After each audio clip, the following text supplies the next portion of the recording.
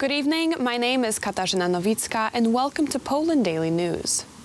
The U.S. ambassador to Poland, Georgette Moschbacher, informed in a Twitter post that the United States and Poland have completed negotiations on the presence of American troops in our country. This information was later confirmed by President Andrzej Duda and the head of the Ministry of Defense, Mariusz Błaszczak.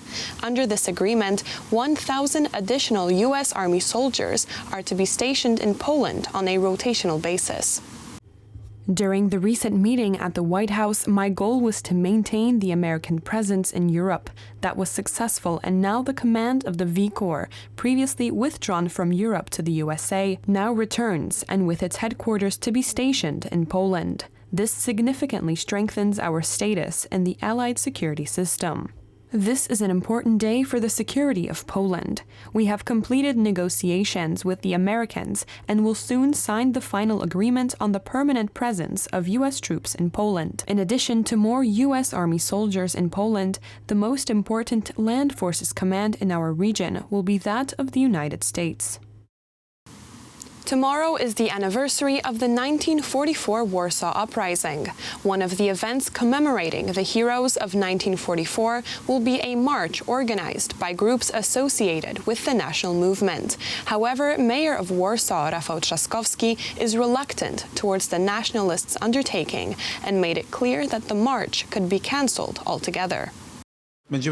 We will observe this march very carefully, and we will react immediately if any symbols prohibited by the Polish law appear in the crowd or if there is any hate speech. The Warsaw Uprising March will follow the streets of Warsaw tomorrow under the slogan, "German crimes unsettled." In recent years, radical left-wing groups have provoked groups associated with the national movement. Participants of marches organized by national movement groups were accused of hate speech. This year's march is to be closely monitored. Remember that we, as the capital city of Warsaw, give assemblies permits in accordance with the provisions of the Act on Assemblies. At this point, in a state of epidemic, the gathering can register up to 150 people. However, in the event of any danger, we can rely only on the competences of law enforcement services. For our part, we will also send observers in accordance with the regulations and, of course, will try to react quickly if necessary. The organizer of the march, Robert Bąkiewicz, hopes that Warsaw officials will not prevent Warsaw insurgents from being honored. I hope that no one will think of stopping a crowd of several thousand people in order to carry out some sort of political bickering. I think that Rafał Trzaskowski will closely follow the slogans that appear on the march in order to find the first excuse to dissolve the march and see what happens next. Commentators are pointing out the political game played by the mayor of Warsaw, Rafał Trzaskowski, who tried to win over nationalist circles who are part of the Confederation Party in order to gain support in the recent presidential elections. There are always slogans that get on the nerves of Warsaw's authorities. Last year, this march was dissolved. Now it is all the more interesting that Rafał Trzaskowski has recently portrayed himself as a friend of patriotic and national circles just because he sought their votes in the presidential election. But the friendship with the Confederation Party ended, and now the left wing is back as his best friend. Tomorrow at W hour at 5 p.m., Poland will come to a halt for 1 minute to honor the 1944 Warsaw insurgents.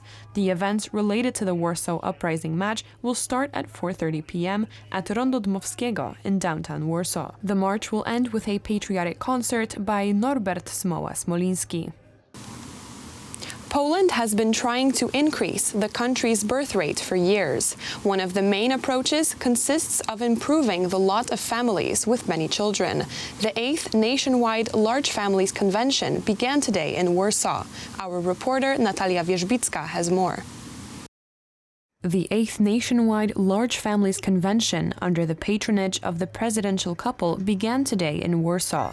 The slogan of the convention is "The Warsaw Uprising will remain with us." During this 3-day meeting, the participants will commemorate the 76th anniversary of the outbreak of the Warsaw Uprising.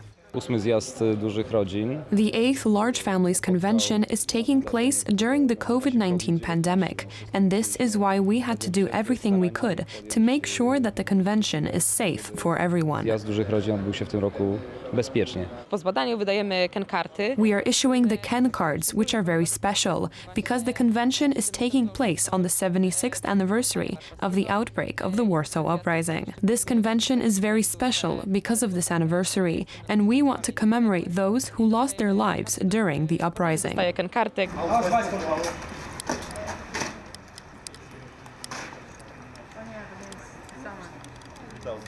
Pomysł na to, żeby We came up with the idea of presenting the Warsaw Uprising to our participants quite recently.